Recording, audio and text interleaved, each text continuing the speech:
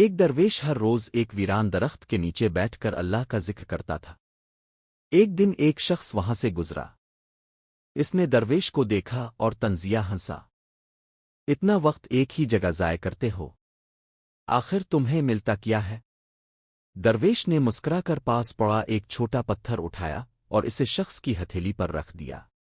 پھر بولا، یہ پتھر پکڑو، کیا تمہیں اس میں کوئی قیمت نظر آتی ہے؟ آدمی نے پتھر دیکھا، عام سا تھا۔ نہیں، بالکل نہیں۔ درویش نے کہا، ٹھیک ہے، اب اسے ایک سونار کے پاس لے جاؤ، دیکھو وہ کیا کہتا ہے۔